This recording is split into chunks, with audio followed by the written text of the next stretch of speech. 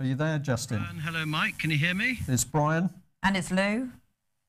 Good. Can you hear me all right? We can hear you fine, Justin. Loud and clear. Excellent. Good. Excellent. How are you today? Very well indeed. The sunshine is out in the Yorkshire Dales. It couldn't be nicer. No, I'm skiving. All right. Well, thank you very much for joining us this afternoon. And of course, you're going to be talking about the Bradbury pound. Now, I've chosen some material from the excellent brochure that you produced with Nick Green, and I'm just going to put up the first image here so that people can just see how you appear in the brochure, and we'll be telling people as we go through the subject of the Bradbury how they can get a copy of the brochure. But if people have not seen Justin before, here he is, looking very much. Am I allowed to call you the country squire? Well, I don't know. Why not? Okay. I'm not really, but you can. Right. Now, just before I let you get going on the subject of the Bradbury pound and why we need it reinstated in Britain, I'd just like to put up this picture here of a very, very interesting little magazine called On Target. Unfortunately, it's no longer in production. We hold a certain number of copies, and other copies in the series are available. But the reason we wanted to put this on screen is because Justin is going to be talking about the Bradbury pound, and the UK column has worked with Justin to get a brochure campaigning for the Bradbury. But we felt it was only right to say that other people, of course, recognised the importance of the Bradbury pound before we did. And I'd like to give a special thanks to these two gentlemen, Barry Turner and Donald Martin. They were the original authors of On Target magazine, and they were pushing hard, campaigning in a different way to the way we're working, but nevertheless, they were putting a lot of effort into trying to stop the rot in the country, and they identified before us the significance of the Bradbury pound.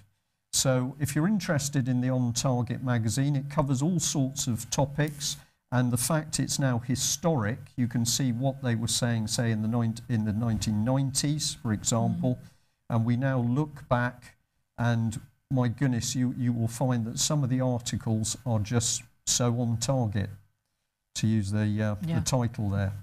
Okay, right, well, back to you, Justin, and what we're going to be talking about is the Bradbury pound. Yep.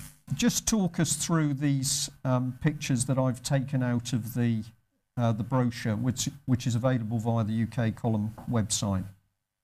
Right. Well, my background is that my late uncle was a director of the Bank of England from 1955 to 1972.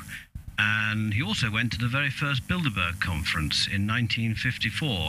So he was well connected, and I suppose you could say part of a global elite. But I think he was an idealist whose globalist ideas of global government, I don't think there's anything evil about him, far from it. But he was connected, as I said, with the global bankers and so forth. And it was an anonymous phone call I got back in September from somebody who basically knew my uncle when he was at the Bank of England, and he said, if you want to find a solution to Britain's financial woes, look up the Bradbury pound. And because apparently this chap had seen my article I'd written before, because I'd studied Abraham Lincoln's greenbacks, and the common sense conclusion was, well, why don't we have a greenback pound in this country? And I wrote an article for the UK column about this time last year, I think it was, something like that. And anyway, this gentleman had seen it and tipped me off about the Bradbury, and so I then started to do my research, and this article is a result of it. Right, and chapter 1, the introduction, which is here from the brochure, which I've got to say is excellent, and I'm going to encourage as many people as possible to get hold of one. But the key bit here is that you say a little-known historical fact that will collapse even further the reputation of the City of London. You really think that the Bradbury pound is this significant and this powerful? Well, I personally believe that the Restore the Bradbury campaign, which we're launching today, and it's going to start off small, it's going to get bigger and bigger and bigger because everyone is just waking up to the common sense of what we're proposing. I genuinely believe that this is the most important political campaign since the end of the Second World War. And I say that having thought about it a heck of a lot. This is something huge that we can all get involved in. Because what we're really offering here is effectively a solution to the sheer nonsense that's being pushed out by the politicians and, of course, led by George Osborne as Chancellor, who is telling us oh my goodness, there is no solution to this massive national debt. Austerity is the only thing we can do. We're going to bleed people dry in order to keep the bank solvent. But you are saying, and I know many other people are now supporting this, that really there is a simple solution, and that's to reinstate the Bradbury. That's right. All we're doing is basically we are going to live off the credit of the nation. The credit of the nation at the moment, I think I've got the figures in front of me here. The human capital estimates, this is according to the Office for National Statistics, the human capital stock alone is valued in the region of £17 trillion. And the infrastructure that we have apparently is worth about £7.3 trillion, and that's of 2010. So we're worth at least £20 trillion, and there's nothing at all to stop us issuing money based on what our country's wealth is and our credit. And really, you know, we can really kickstart the whole British economy. We can start building ships again. We can start building our own railways again without having to go abroad. We can boost the entire economy. We can help families off the debt line. We can look at ideas like national income schemes, all sorts of things. The most important thing is we're going, well, the motto is basically is to restore British economy and restore Britain's happiness and prosperity. I just think it's fantastic, and it's such a simple concept, and that's the joy of this. I mean, if you notice, economists are rather like lawyers. Lawyers have legalese. Economists have their own wonderfully complex way of describing things. And my basic rule is, if something's complex, it usually means people are trying to hide things in that complexity. So I love the simplicity of the Bradbury pound. It's been done before. We've got its precedent. It was done in 1914, as you can read in my article, and it's just common sense. Okay, Mike, I think you. Well, I was just going to say, I mean, Justin hits the nail on the head there, because he's talking about the value of the country in terms of the productivity that we have, the assets that we have, the assets that are currently being sold off as if they're worthless by this government. But the money, the Bradbury pound, the money that's issued has to be spent on things which create value. So it's only a piece of paper, remember, at the end of the day. So you know, as Justin says, we can start rebuilding ships again. We can start our real physical productivity again, and that is of benefit to everyone. It offers people long-term career opportunities, and you know, we've got to start getting away from this idea that all the value in this country comes from the City of London, because it doesn't. Well, yes, absolutely. Sorry, Justin, go ahead. Well, I was just saying absolutely right what Mike's saying. As I said, I mean, and of course the nice thing is, as soon as we restore the Bradbury, and we'll come on to the campaign shortly, but once we restore the Bradbury, every country in the world is going to notice what we've done, and it's going to be a domino effect. All around the world, the bankers will suddenly lose their control. It's marvellous. And then we can be dealing in solutions instead of this very, very dark and depressing situation where we've just got to wait on people's back. I was with a delightful group of people last night, and one of the ladies in that group said that where she had worked in a previous workplace, she said, I watched people becoming grey due to the treadmill that they were on, people who were working very long hours. Many of them also, of course, many people in the country have very long trips to commute on to and from work. So she was describing people literally becoming worn out and grey, simply trying to earn enough money to pay the bills. And what is the cause of all this? It's private bankers putting the weight of massive debt on people, which has been created out of nothing. Justin, before we get into the sort of the depth of the Bradbury and the effect it could have on the country and the campaign, just let's run through a few more pages of the brochure, and if you'll kindly describe to us what the significance is of these various images that are coming up. This one is fascinating. What are these two images here? Gog and Magog, I'm not a great expert on this. All I know is it sort of stems back to Babylonian, Sumerian, ancient times.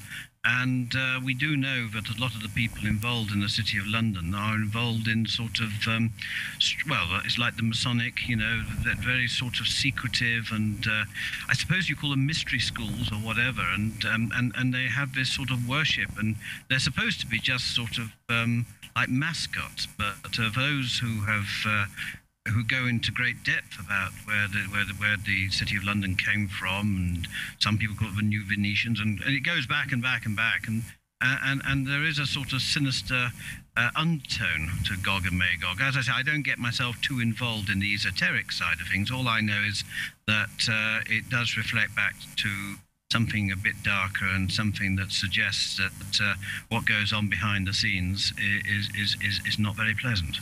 Well, it's very, very interesting. I would say there must be some, certainly some Christians out there, and I would say Muslims as well, who would be very interested in talk about Gog and Magog.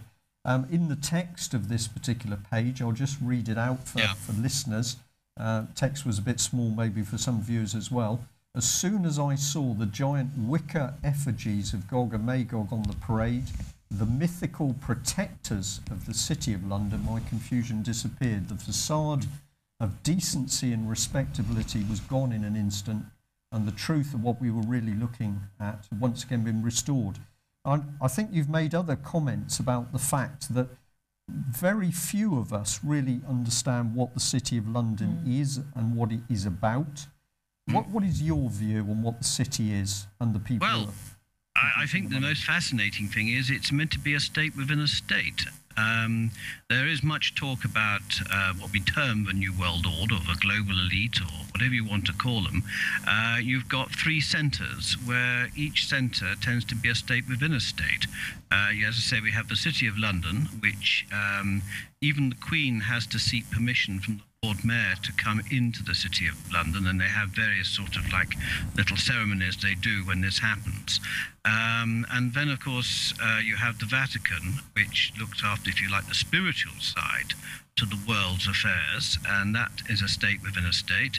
And, of course, then you've got Washington, D.C. in America, which again is a state within a state. And everywhere you go, you've got all these sort of Masonic symbols and effigies and everything else, and those in the know can show how everything is interconnected. And as I said, they leave this symbology in front of us.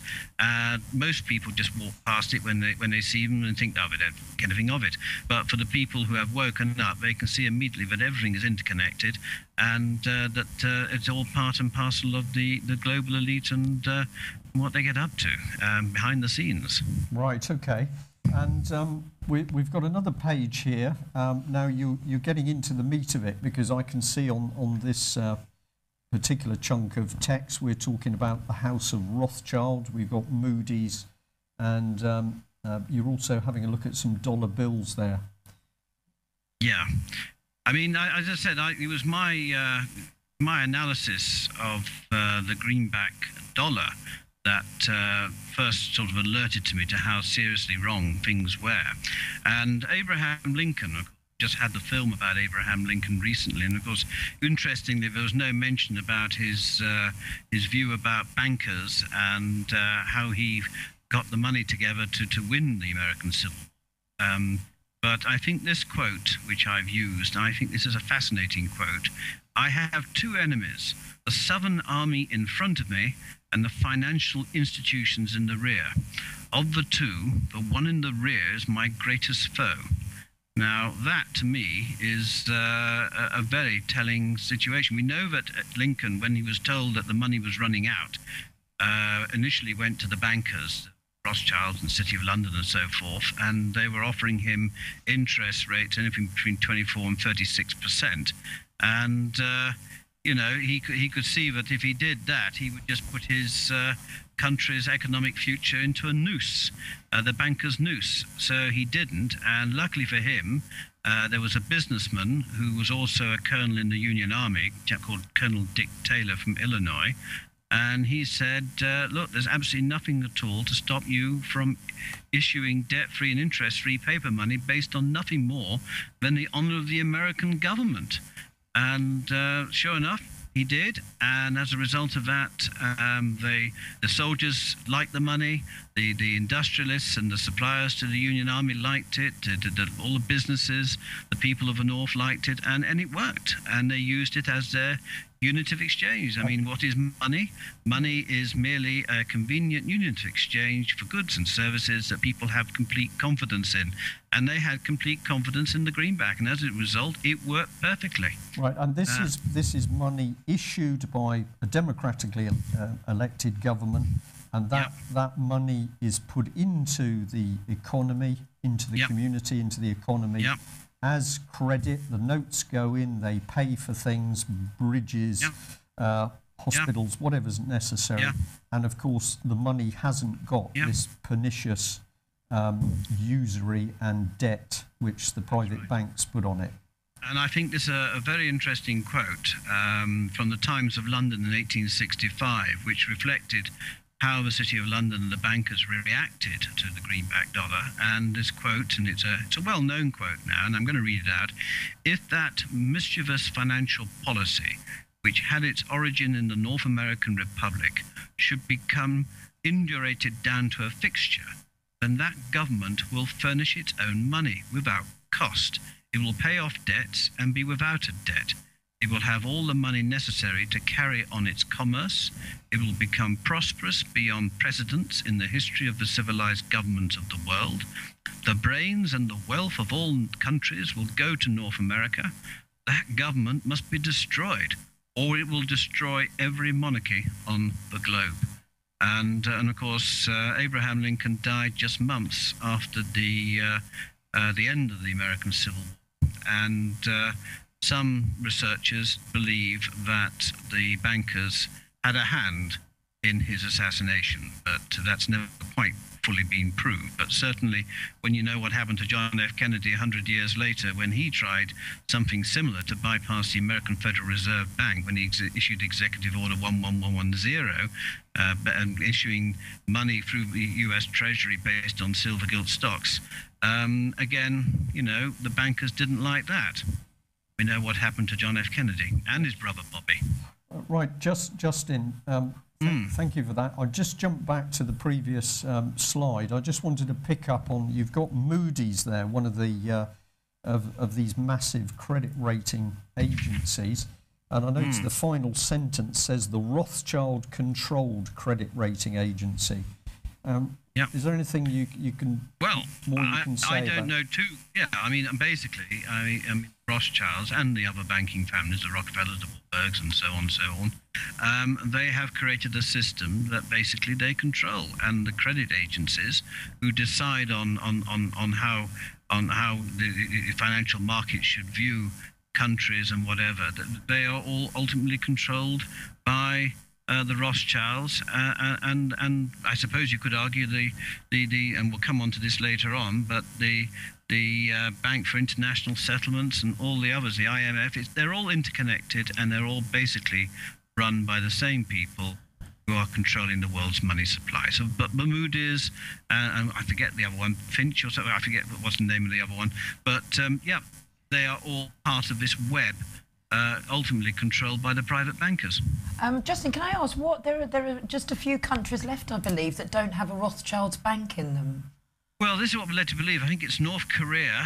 There was Libya, wasn't there? Libya was one. Yes, there was Libya. And I think Iran was one, wasn't there? Yes, Iran and I think Cuba is. I'm not sure. Cuba and Venezuela. I think. So really, all the ones that we've invaded.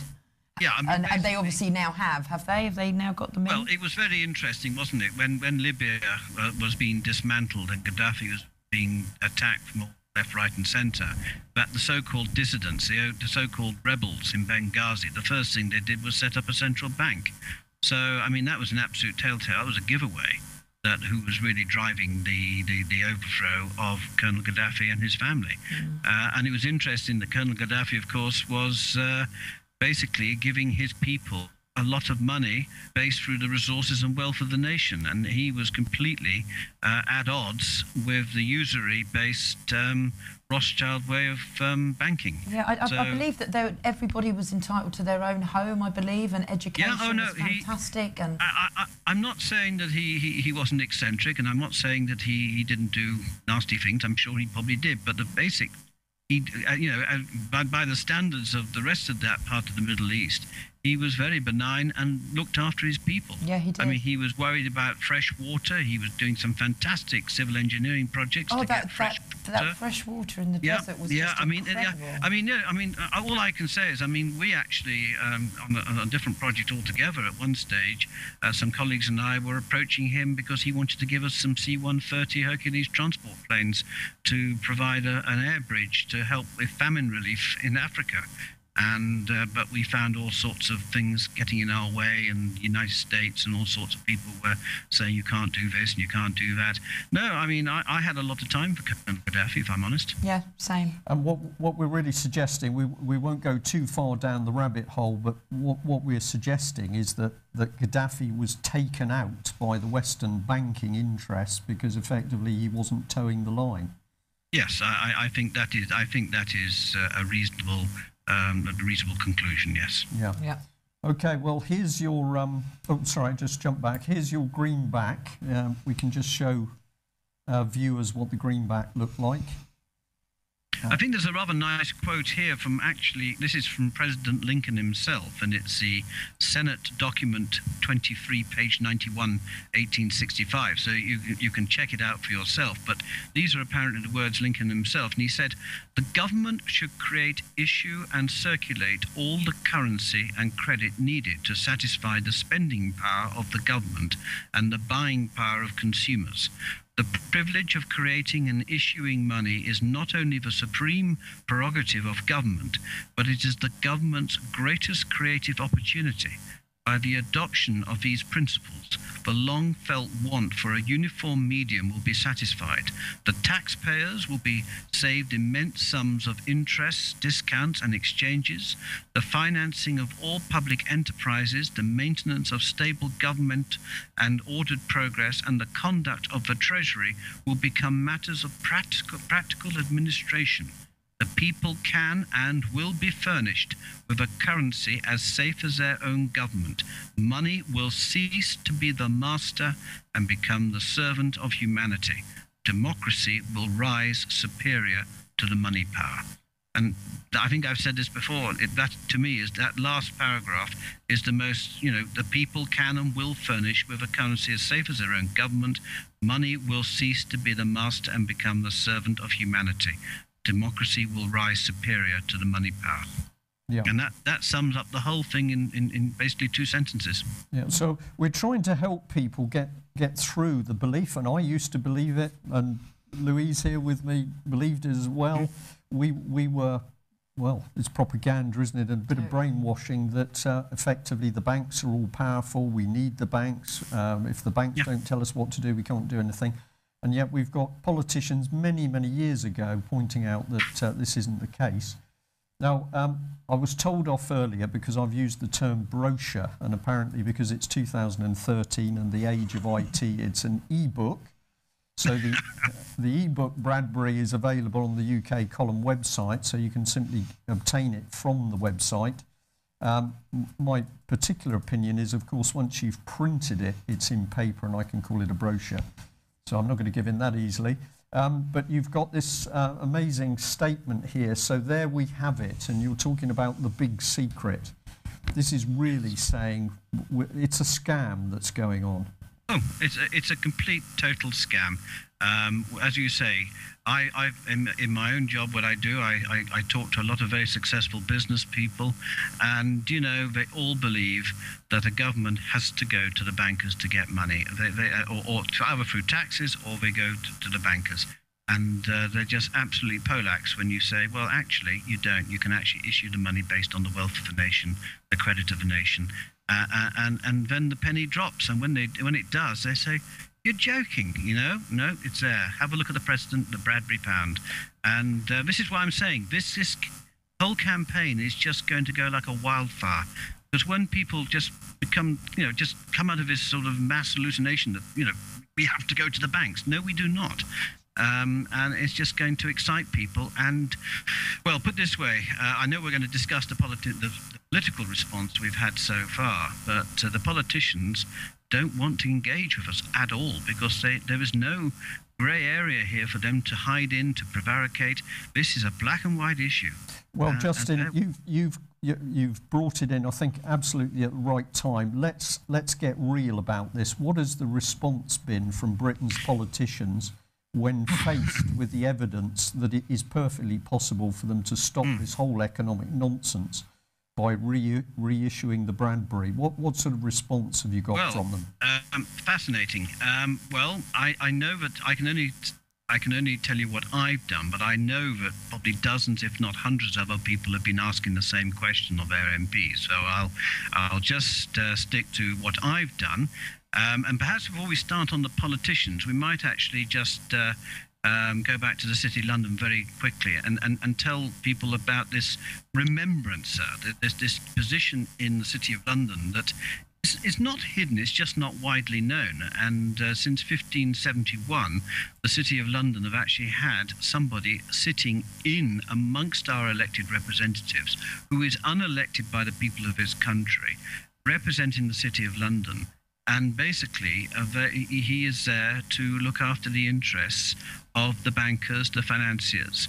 And, it's quite staggering that in this day and age of, what we like to think is an advanced democracy, that we should have such a gentleman sitting amongst our elected representatives, basically leaning on our servants.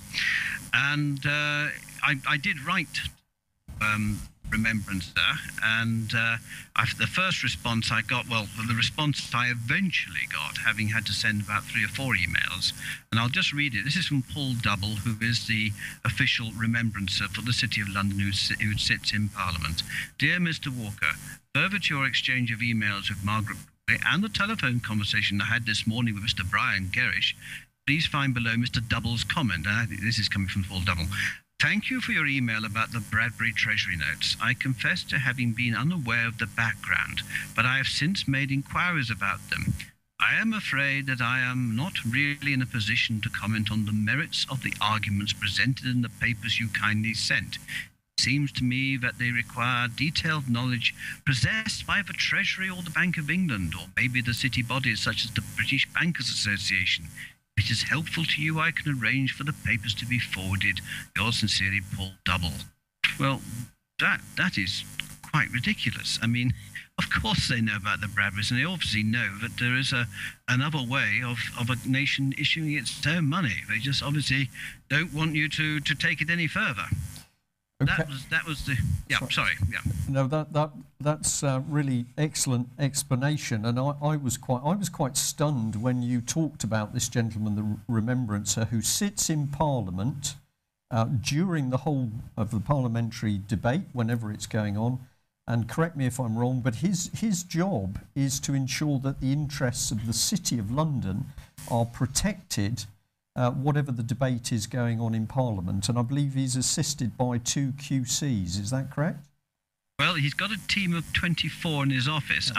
It may well be they've got QCs. All I know is it's a well-rehearsed and well-oiled setup they have. Part of it, half his team look after the ceremonial, benign side, if you like, to this. London, the Lord Mayor's Parade, the Lord Mayor's Parade, the hiring out of the banqueting house, all that Mansion House, all that's very benign, and that's that ceremony, etc. But the other half is looking after the commercial interests of the Bank of the City of London, making sure that that the Parliament the House of Commons toes the line and doesn't do anything that would endanger the City of London. Now, interesting that Mark Boliat, do you remember you mentioned Mark Boliat before? Now, he was the gentleman who apparently is responsible for the City of London. I'm trying to see what his title is. I forget what his title is, but he is a head honcho, I suppose you might say, sum up. And eventually, after pushing him, I got a response from him, and it said, "Dear Mr. Walker, I'm afraid the subject of your email about the Bradbury is well outside the competence of either me or the City of London Corporation. I can add nothing to Dean Fisher's email of the 18th of February and Mr. Paul Double's email." Well, it completely bamboozles me. He's in charge. He's head honcho, if you like, of the City of London. And, they just don't want to know. So out of letters that you've sent to MPs, and I think letters also gone to the Treasury Select Committee, how many replies have you had? Right, well, let's do the Treasury Select Committee. Now, on the 11th of April, I sent an email and a snail mail recorded delivery to Mr. Andrew Tyree, who is the chairman of the Treasury Select Committee. And then the other gentlemen are Mark Garney, who's Conservative, Stuart Hosey, Scottish National Party, Andrea Ledson, Conservative, Right Honourable Pat McFadden, Labour, Mr. Brooks Newark, Conservative, Mr. Andy Love, Labour Cooperative, John Mann, Labour, Mr. George Moody, Labour, Jesse Norman, Conservative, Theresa Pearce, Labour, Mr. David Ruffley, Conservative, and finally John Thurso, Liberal Democrat. Now, these are the Treasury Committee, and their job is to choose inquiries to see how the Treasury is spending our money, or how it's operating, etc. And they have enormous powers. And so far, I have received nothing back from any of them. Now, in my letter to Mr. Tyree, I did quote. First of all, I quoted Dr. Carroll Quigley, who wrote his book Tragedy and Hope, A History of the World in Our Time. And Mr. Quigley wrote this, and I think this summed up the whole situation. It said, "The powers of financial capitalism had another far-reaching aim, nothing less than to create a world system of financial control in private hands, able to dominate the political system of each country and the economy of the world as a whole. This system was to be controlled in a feudalist fashion by the central banks of the world, acting in concert by secret agreements arrived at in frequent private meetings and conferences. The apex of the system was to be the Bank for International Settlements in Basel in Switzerland, a private bank owned and controlled by the world's central banks, which were themselves private corporations." Well, in the light of that, this is not some wacky conspiracy theory. This is all down there in black and white. You'd think that the Treasury Select Committee might be a bit concerned that, in fact, we were losing our national sovereignty. In fact, they were losing, if you like, control over things, because it's all been taken out of their hands. Yeah. Well, I think they know perfectly well what's going on, and I think the fact that so many MPs and the Treasury Select Committee have absolutely failed to come back with any response whatsoever is because they daren't. If they get into debate about the Bradbury, then of course they're sort of 50% of the way towards the solution of let's bring the thing back in and do exactly what Iceland has done and tell the international bankers to gently go away. Well, this is the question I have, which I take with me everywhere I go, and any politician I meet or anyone who thinks they know how things are done. And this is the question: why can't the British government, through its Treasury, issue debt-free and interest-free money based on the wealth, potential and integrity of this country, worth trillions? Why do our politicians go straight to the debt-creating private bankers who simply create money completely out of thin air with their fractional reserve lending, just figures on a computer screen, and when this money, more accurately, this nothingness, is received by our government, we start paying the exorbitant interest which is currently costing the British taxpayer £50 billion a year, billion with a B. Now, nobody can answer. My own MP, Tim Farron, refuses to come back to me. I've sent about 4 or 5 emails. I've even gone round to his office and got his agent to sign saying that he had received it, but it's now nearly 2 months. I've still not received anything back from him.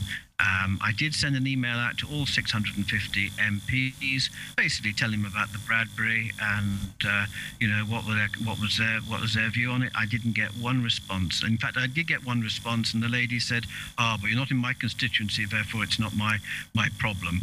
And that was the end of that. So politicians are running scared. Right, Mike. Oh, sorry. No, I thought I was getting a signal there. Can I just ask a question? Somebody in the chat room asked, is it possible that we could set up, or the people could set up a Bradbury Bank? Justin? Well, I think at this stage, I mean, I know we've got all sorts of things being discussed. I mean, lawful bank and various other things. But I think at this stage, I want to keep to the simplicity of what we're talking about here, and that is a government. And remember, the government are our servants. These people, remember, are representing us. They are our servants, and it is beholden upon them to issue a currency based on the credit of the nation. And this is what we are now reminding them. Now, if they don't, as I said, this whole concept of a nation issuing its own money based on its credit, when it takes off, and it's going to take off big, and we'll go through in a moment just how we can really get things moving. But when it does, the politicians are going to either have to do it, or they'll just simply be voted out. It's as simple as that, because once people realize just how potent this is and how important it is, and the politicians who are at the moment who are not doing anything, they're going to have to answer huge questions to their constituents as to why they did not react when told about this. I don't blame a politician for not necessarily knowing about the Bradbury, because I didn't know about the Bradbury. But once you are told and then you don't act on it, then you really are in deep water. Yes. Let's just show viewers a picture of the Bradbury, so there's no mistake, this thing is real. We now know many people who've still hold Bradbury pounds, usually come through their families. Here it is, it's real, it existed, it did the job. And I'm just going to move on. There's a little picture of David Cameron here on this particular page. And of course, now you're getting into the heart of it. What do the system-serving politicians, economists say about the issuance of Treasury notes? Well, I think we've covered some of that. I'm just going to skip on. We've got people in the Bank of England at the moment who, well, they're just dictating policy as if they are the only people who understand how the system works. This is really what's going on, isn't it? Well, can I draw your attention, because obviously as part of the Bradbury campaign to restore the Bradbury, one of the things we want to do is shine a spotlight onto the Bank for International Settlements, because I would guess that probably 99% of our population in this country have never ever heard of the Bank for International Settlements, because they don't want to be known, because this is the central bank for central banks.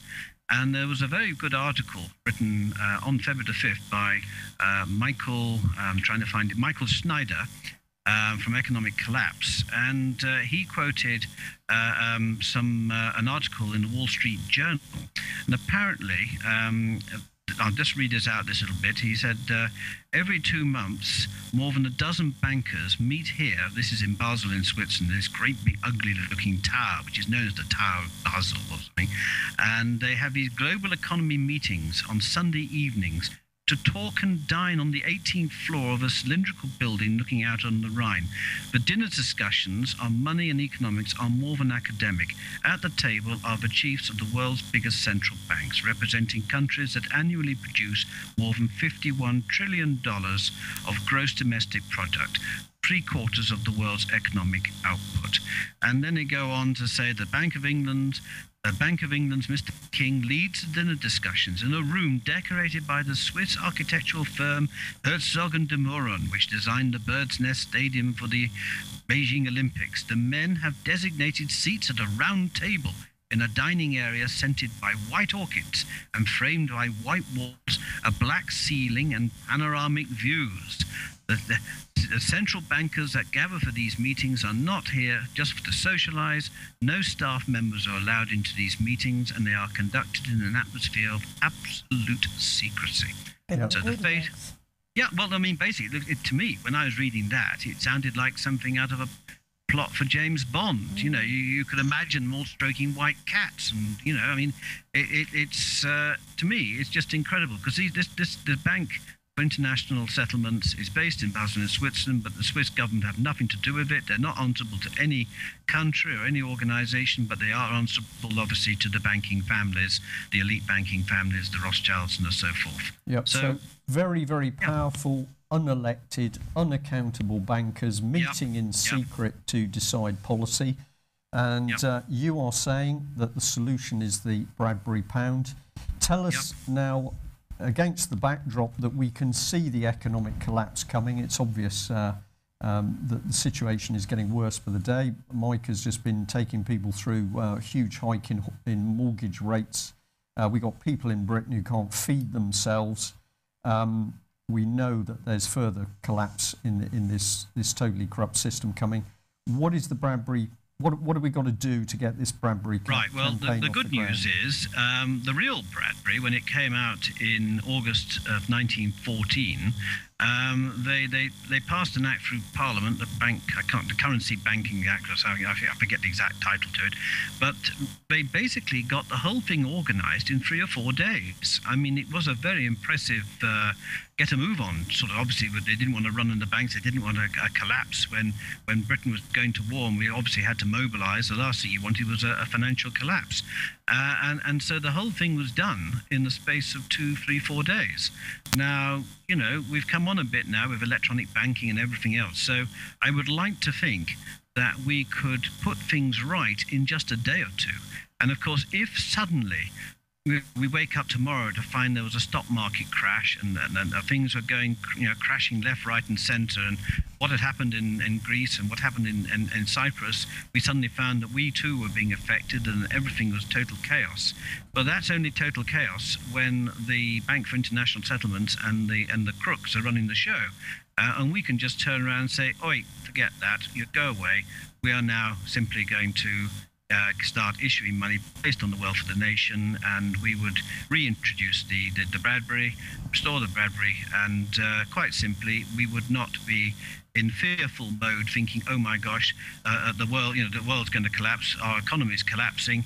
No, we can just immediately kickstart and go into what will be a very, very prosperous future. Now, so that's the first thing. We want to get rid of fear. The people have got to be told, do not be fearful of the bankers and what they can do, because they are, I've likened them now to the emperor has no clothes, because once you understand that these people just create money out of thin air, charge interest, they're harmless. You can just tell them to go to hell. And overnight, you can completely reconstruct your economy, you can get businesses going again, you can... I mean, let's look at the quantitative easing. You know, people are complaining that the banks are refunding themselves and at debt, because obviously it involves bonds and more debt for the nation as a whole and for the taxpayer. But none of that money goes through to the businesses. I mean, there's been a general complaint that from the quantitative easing, the sharp end of business is getting, you know, not a lot. But with the Bradbury, the money will be going straight to the sharp end, as Mike said, to get Britain working again, to get the infrastructure back to what it should be, to get people and homes and happy people again. Yep, Justin, So, I think Mike's got a question for you. Yep.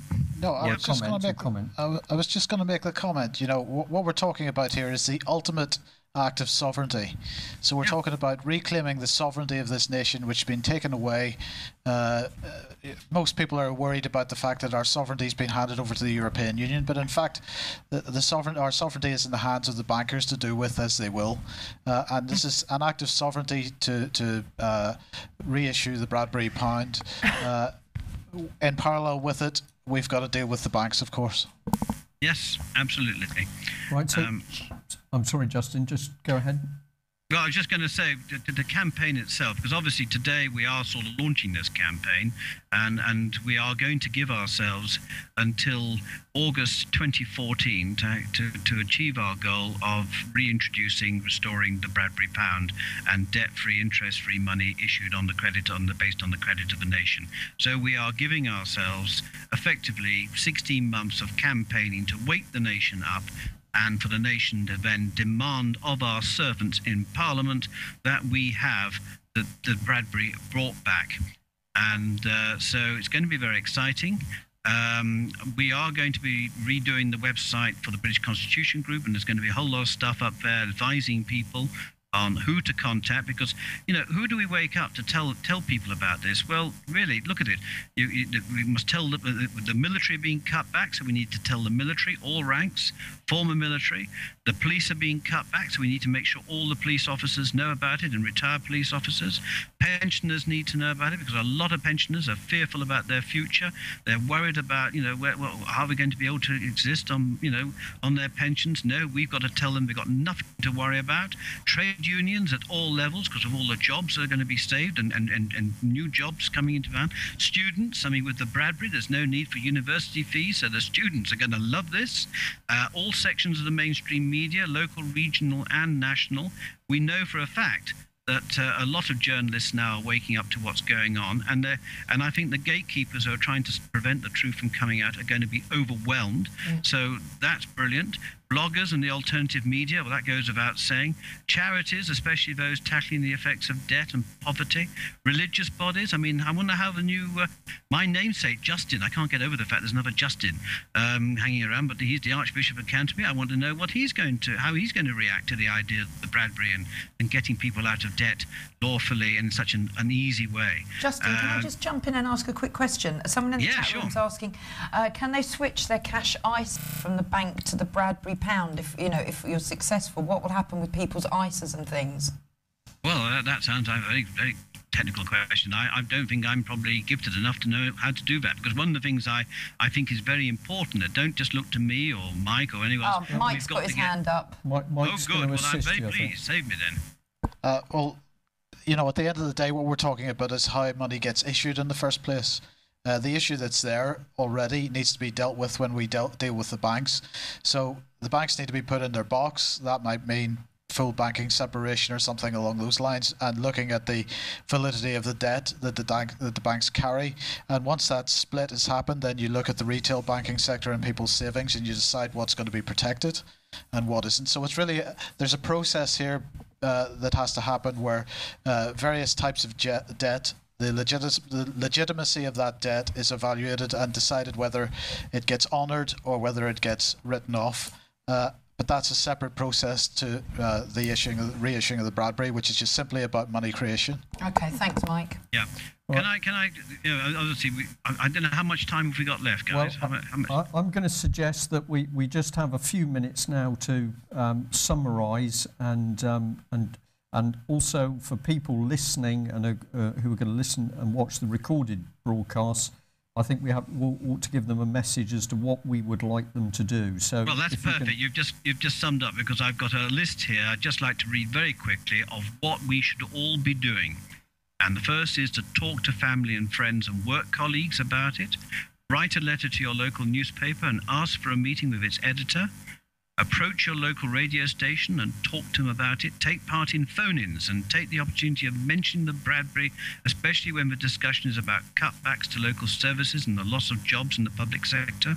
Write to your local MP and insist on a one-to-one meeting. Ask him or her bluntly, will he or she back the restoration of the Bradbury pound? Likewise to your local councillors. I mean, we're meant to be voting today, so, you know, find out who your new councillors are and go and see them. Go along to public meetings. It doesn't matter what they are about. There will always be a way to enlighten the audience about the fantastic implications of having the Bradbury restored. Form a little campaigning group around friends and have fun in dreaming up ways to get the message across in a humorous and peaceful way, especially ambushing, in inverted commas, high-profile, self-seeking politicians. And finally, write to the Nationals and keep responding to their online articles in The Economy. So there's a lot to do, and the main thing is have fun in doing it, and especially when it comes to pushing the politicians up against the wall and getting them to finally talk about it, because at the moment they don't want to talk about it. Okay. Yeah, I'd just like to add something quickly to that, because all those ideas are fantastic, but let's get this stuff videoed. We want to be announcing anytime anybody does one of these initiatives or has one of these initiatives. We want to be covering it on the UK Column Live. Absolutely so right. let's get the video flowing and bring it in to And us. we'll get the video out soon of Justin talking at Stoke, will we? Or is that out? That one's out. That's gone, right? Okay, we'll point. Right. But it's a very good point what Mike said. Whatever you do, have a camera with you, because there's nothing better than see MPs squirming and running away from the camera. Thank you so much, So Justin. this is a wonderful campaign for all of us, whoever we are, to actually take control of the free media. Can we dominate the alternative media with the drive for the Bradbury Pound? Because we've seen this before. If there's sufficient pressure from all the web-based media sources, programs like Louise's radio show, but there's many people running very good podcasts, etc. out there. If we can produce the Bradbury Pound so that it's dominating the alternative media, we know that the mainstream press are going to be forced to follow. And we know that many of the reporters in the mainstream press and some media journalists as well are paying attention to all the sorts of things we're talking about. So I think with a big effort, we can do that. Justin, one last comment, and then I'll sum up for this afternoon. Well, I think you've just summed it up perfectly. As I said, I just think this is a fantastic opportunity, and it is, in my view, the biggest campaign since the end of the Second World War, because the implications are just so huge and wonderful for the happiness of our nation. And I think, when people wake up to it, they're just going to say, what on earth, why have we not done this before? This is brilliant. So it's a good news story, and we know the other side has got no response to it. So we really are going to be pushing against an open door. Brilliant. Brilliant. Thanks so much, Justin. We'll speak again soon. Yeah, thank you guys, and well done. Keep up the fantastic work. Thanks, Justin. Hopefully we'll get Clive de Carle back on one day next week with his health info, hopefully. But that was great from Justin. Yeah, I just wanted to show this one last slide here. This is the final page of the e-book, and it gives you details, of course, of the websites and also videos that you can watch to see what we're talking about. But if you download a copy of this document, it's got a great basis of information, and of course you're very welcome to photocopy it and duplicate it and help spread the word. So do visit the UK Column website and take the Bradbury information for yourself. So I think that brings us to the close this afternoon. I'm sorry we had a few problems with the link through to Clive, but He'll be on next week, I'm sure. we'll bring him back on. Positive news. We want to solve the terrible things going on in this country. Let's expose and deal with the fraudulent banking system. We can do it. Yeah, and please tell your friends, subscribe to the ukcolumn.org, and help us keep doing what we're doing. Thanks for joining Thank you. us. Bye-bye. Okay, bye-bye.